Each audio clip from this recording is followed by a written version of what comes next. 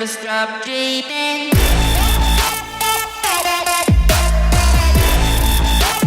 Never stop dreaming. Hey guys, welcome to the first episode of New Levels with Ivan. I'm excited to share this content with you, and it's all about creating awareness for rugby players, youngsters and guys who have been in the system for some time, to show them that there's a life after rugby. Today I'm here with none other than Courtnall Skosan. Courtnall, I just want to thank you for coming out for the first season, first episode, and just want to honor you for taking out the time and having this conversation with you, man. And just want to create some awareness out there for a few rugby players, youngsters coming up, guys who have already been in the system. And just really thinking about creating the awareness for myself. When I look back when I was still playing, I didn't have the end of rugby in mind. I wasn't sure what I'm going to do after rugby, and I've realized it's quite a massive problem for a lot of players, and I just really want to go out there and create this awareness for the people. But before we go over there, I just want to find out a little bit more and share with the viewers briefly, who is Courtnall Skosan, where does he come from, and just want to hear, man. No, Ivan, thank you so much for having me, first of all, and I'm honored to be on the first episode as well, so it's an amazing opportunity, I think, for people to learn and for us to have a conversation as well. I think I usually start off by saying 3 things about me, which will basically explain to you who I am. I'm first of all a man of God, and then second of all I'm a husband and a father, and then I'm a rugby player, so that's the 3 things that's kind of like the big pillars in my life, they kind of give you a bit of an idea of who I am. So yeah, I'm a man of faith, obviously, that's the first thing, and then the rest of it flows from there. So that's basically in a nutshell who I am. Very passionate, obviously, very driven, goal driven, process driven, I work really hard, and I'm hard on myself when it comes to that as well. So that's kind of in a nutshell who I am as a person. No, that's awesome, man. And I must say, you can definitely see it on the pitch and off the pitch with the things that you do. It's really amazing to see where you're setting an example for youngsters out there, example for even adults out there, because I know there's a lot of us focus on the wrong things, focus on worldly things, and just really changing the perception of a lot of people's mindsets, and that's a really great thing, seeing that from you. And so when I just look back once again, something that I want to ask you, when you just started in your career, under 19 and under 21 was, okay, how did you look at rugby that time, and having the end of mind, okay, did you know you're going to become a Springbok? Did you plan life after rugby? Did you even think, okay, well, rugby is going to end at some time, at some point or stage? Like, what was going through your mind? Because I know that's like, man, I just want to play Curry Cup. I want to put my boots on. I want to get going. But what was going through your mind? Like, that was a interesting time in my life, because obviously if all of a sudden I never played any Craven Week, never got any accolades for rugby, and now all of a sudden I'm playing at the Bulls, I'm a youngster, I'm getting a salary, so I'm thinking all of a sudden that I've made it. You don't actually think of, listen, this can end some other time. You're 19 years old, you know players that have played to 35, so you're thinking I've got about 16 years or 15 years or 12 years, and not everyone is like, now I know not everyone gets the opportunity to play that long. And I always, obviously, every kid has the dream to become a Springbok one day, but the reality is maybe 5 or 10% of people, actually, let's say 5, call it 5% if we're lucky, of all rugby players of all time actually make it to the top level, So it's not something as a youngster coming in. It's something you have to kind of learn if you've got good mentors, which I was fortunate enough to get to know when I was young. I've got about 3 or 4 people that I kind of keep close, that kind of like nurture me and kind of teach me certain things in life, but definitely being 19, 20, never thought of having life after rugby. I always say, if I knew that time what I know now, I would have bought my car when I was 19, I would have bought apartments, I would have done certain things a lot better while I was young and didn't have a lot of expenses, because now you've got responsibilities, you've got electricity to pay, you need to pay for nappies, I need to get milk because I've got a son now as well, I've got a wife, we've got a house that we have to take care of, so there's a lot of stuff that comes late in your life, which I feel I could have planned a lot better if I had the knowledge a little bit at a younger age. And that's why I said this is such an amazing thing for you to go out there and create that awareness for youngsters out there, to just kind of start thinking of life after rugby, or just life while you're playing rugby, but plan better. I think that's a big gap that we have when it comes to rugby players. Yes, some of the unions do it. They do educate the ladies a little bit on that, but me as a 19-year-old, I was kind of just going by, flying by and just trying to trying to just live my life, the way I thought best. I didn't have that. Although my father taught me how to save money, I just knew how to save. That's all I knew. And all the other intricate, like funny stuff, like how to apply for loans to buy apartments or to get into property or put my money away in investments, in the stock market or whatever. I knew nothing. I knew literally nothing. Yeah, and just thinking about that as well, the thing that comes to my mind is stewardship of money.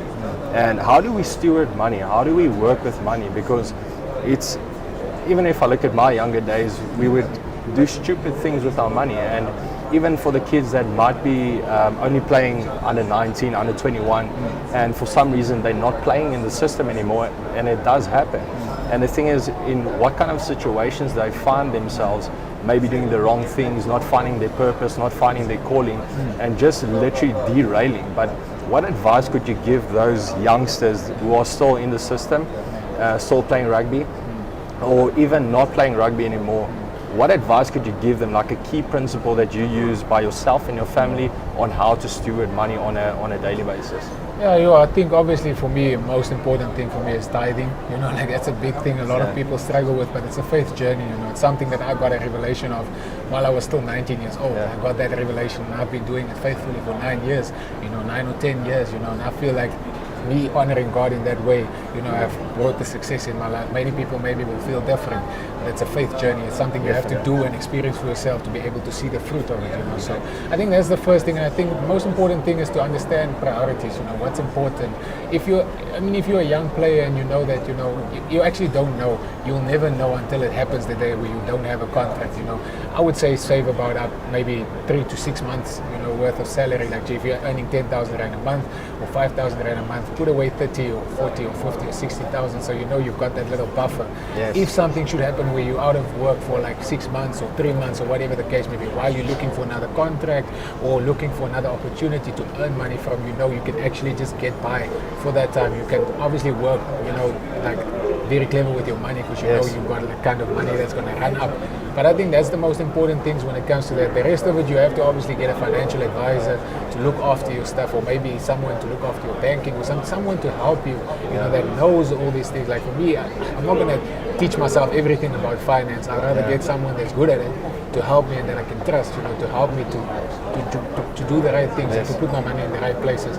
But while you're young, you don't have a lot of expenses. We end up buying clothes and takeaways and all this. I mean, takeaways can end up being 1,000, 2,000 rand a month if you're doing it every weekend, So a simple thing like that, 2,000 rand a month for the next 10 years or 20 years can end up being a lot of money if you put it in the right places. And that's what a lot of the times we don't know as youngsters. So I would say, obviously educate yourself a little bit more about how to use money when you're young, and try and put away money as much as possible, just to make sure that you have that buffer, because that's a very volatile time, or a small, a vulnerable time in your life when you're a junior rugby player, because you never know. You could be a SA schools player and never make it in rugby. I've seen a lot of those things happening, and then you get a guy that never played Craven Week and he actually makes it to a top level. You never know who's going to make it.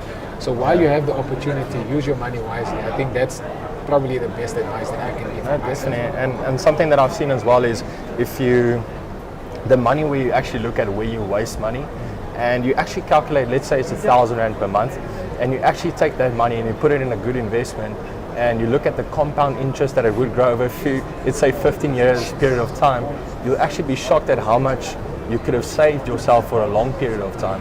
And this is something that I've also realized, instant gratification, how big problem it is in our country, and in fact actually in the world, where people want it now, they want success now, they want the fancy cars now, they want everything now. But what does delayed gratification mean to you? Taking just a step back and saying, you know what, I'm working hard at this, but it's not about how fast I can do it, but I know it's going to happen. I think it's more, that boils down to self-awareness, a lot of the times you spend money or do certain things or buy certain things because it's an esteem thing, a low self-esteem, or it's an ego thing. You want to show people, you want to it's more for other people than what you do it for yourself. Yeah, it's nice to drive a nice car and all of that kind of stuff, but 2 months later it's boring. It ends up being an old car. Yeah. It was new 2 months ago, but now it's an old car. It's just normal. You end up Yes. driving 60. In most of the roads you drive, except for on the highway where you can go 120, you can't actually do what the car's supposed to do in South Africa anyway. We don't have should go to autobahn or Germany. anything like that, you know. So you end up spending money on something that you're not supposed to, or that you're kind of doing for someone else. So I think for me it's simple, you know, like self-awareness, knowing who I am, knowing my identity. I think you have to start there. That's the most important that's thing, important. because that will kind of drive all the decisions that you make financially, and then obviously, you know, wherever else in your life, you know, whatever area in your life it is. So I think self-awareness and knowing your identity is probably the most important thing when it comes to that. I think to explain delayed gratification is the way I do it. It's for me the most important thing is thinking about my family and what I have goals, like the goals that I have Yeah, after that's the game. important, I think that's the most important thing for me. So I've got certain goals of certain amounts Yes. that I want to save by the time that I'm done, or certain things that I want to achieve. Like let's say, for instance, pay off all my debt before I'm done with rugby. You know, Yeah. like, so if I've got a car, I need to have it paid off before I'm done with rugby. Because if you can live without debt in South Africa or anywhere in the world, you can call yourself rich.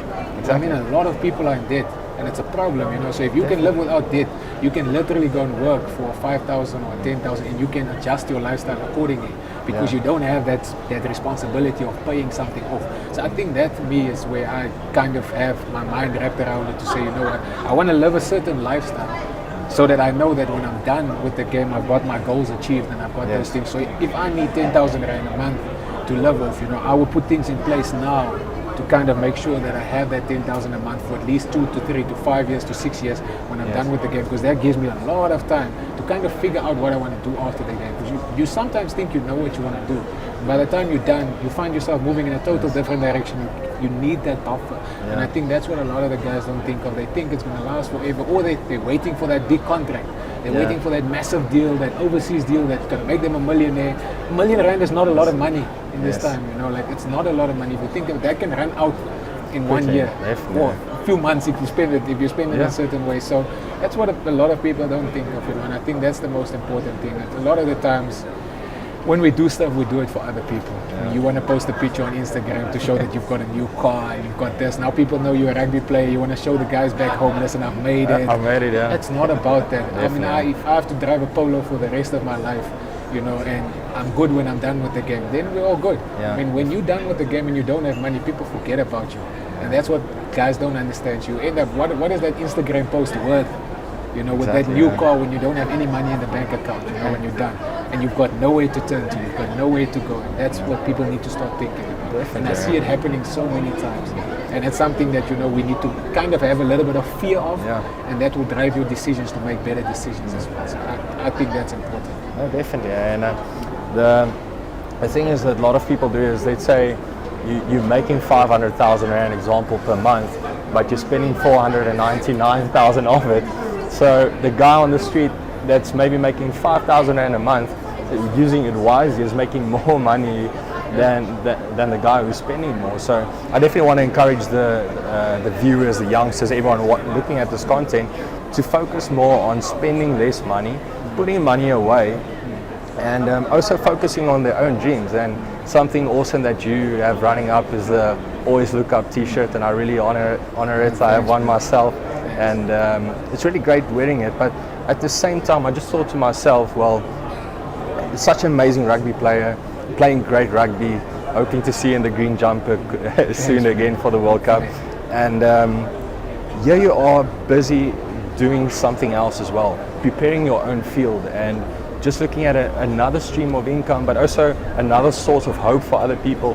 What would you say, and how important it is for other players out there to start preparing their own field as well, and understanding, well, let me, in my spare time, do something extra? Because I know there's a lot of players that say, well, I don't have much time, but they have a lot of time playing FIFA.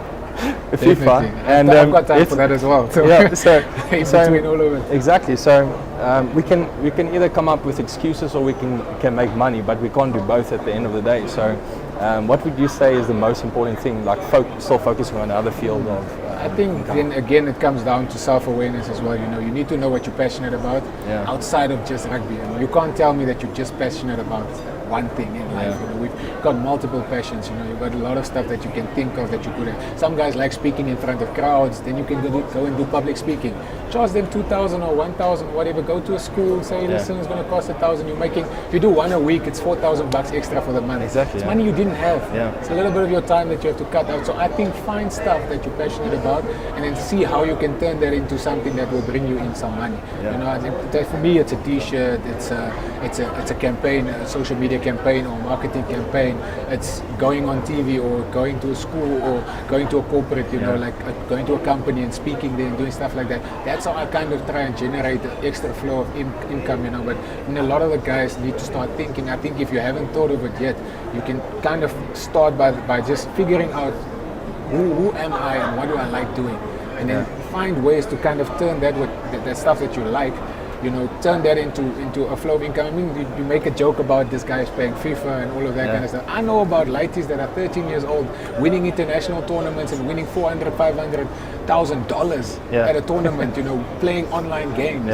So if that's really what you're hopefully passionate about, everyone is going to go play not games. everyone's that good, but I mean, if you're really that good, then kind of try, like, find something that you like and turn that into something that you can charge for, you know, like, and you can make an extra flow of income, because that's basically how entrepreneurship starts, you know, like you're solving a problem, yes, but you're doing something that you love and that you're passionate about as well.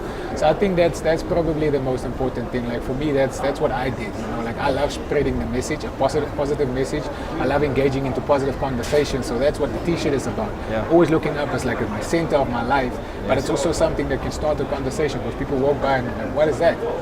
I get an opportunity to share my story or share something that happened in my life, and that will kind of tell them, okay, now I understand more what it's all about. And the more people, like for me, it's cool to see how when people wear their T-shirt, you know, they kind of share their stories with me or with other people out there. So it's a cool thing. It's fun for me. I get to engage with people. I get to learn their stories or hear their stories, and they get to do that with other people as well. And you're turning it into a business as well, you know. So it's a simple thing, but it can grow. You never know what might be the business or the thing that makes you go big, in the sense of have a stable income when you're done, you know. Like for me, the biggest goal with my stuff off the field is to either make the same money that I'm making in rugby or more, you know, like, but if I set a goal and say 10,000 rand a month is what I need to live off, if I can make that money from the business now already, and I know that my rugby money I can put away or I can invest or all of that kind of stuff, then I'm winning in life. So that's what I'm trying to achieve. That's the goal for me. And if you think like that, I think you'll be okay. You'll be okay. You'll be able to adjust to anything else in life, you know. Like, and makes it easier. I also want to encourage the viewers also watching this, and we always want millions, we want billions and all these kind of things, but how are you working with your, let's say, your rands now, and then your thousands, and then your millions? If you don't know how to steward little, how are you going to know how to steward much at the end of the day? So I want to encourage you, don't be discouraged, just focus on what you have right now. How can you work with what you have and to increase that? Even if it's increasing slowly, it's fine. It's at the end of the day, it's still increasing. And so one last question not question that I want to ask you, but something that I want to ask you. I know there's a lot of people in our country, a lot of players, from it being rugby, soccer, whatever that it might be, people that are discouraged. If there's one positive message that you could give them and just say, you know what, don't lose hope, don't lose faith, always look up, always stay focused, just keep going. And I really pray that people will hear this message, and Perfect. I think for me it's easy, you know, it's simple. It's a quote that I live by every day, and that's where this always look up thing comes from. And it's no matter how hard life hits you or how bad you're doing in life, you know, how well you're doing in life, you know, don't forget to always look up. For me, the most important thing is whether things go good or whether things are going bad. I know where my center is, I know who I am, I know where I get my strength from, I know where my faith comes from. So that keeps me going each and every day. And if you have that, trust me, it sounds mind-boggling, you won't understand it, but everything will work out the way it's supposed to work out. Sometimes you think you're in a place that you're not supposed to be, but that's exactly where God wants you, where He wants to use you to get to your next level. You know, before you get a breakthrough, you always get the toughest times that happens. You know, I've seen it so many times before in my life. Yes, I'm smiling. Yes, I'm happy, but I've faced so many challenges this year alone. You know, but I'm still smiling. I'm still out here. I'm still trying to push. Still trying to do my things. What's keeping me going? It's only my faith. Can't be my human nature. In my human nature, I'm in my human form, I'm weak. Yeah. So for me, faith is the most important thing, and that will get you through anything in life, whether it's business, whether it's work, whatever it is, personal life, emotionally, physically, everything. That's where my center is. That's where I get my strength from. So that's why I always look up is so real for me, because it's pushed me to where I am now, and it will push me to where I need to be in the future. So awesome. And I definitely want to encourage every viewer to get one of these t-shirts and support the man. And I just want to thank you for once again taking out the time, and I just really want to honor you with your future going into the World Cup. Best of luck, and hope to see you in the green jumper. Thank you so much, man. Appreciate it. Courtnall. Thanks. I'm up.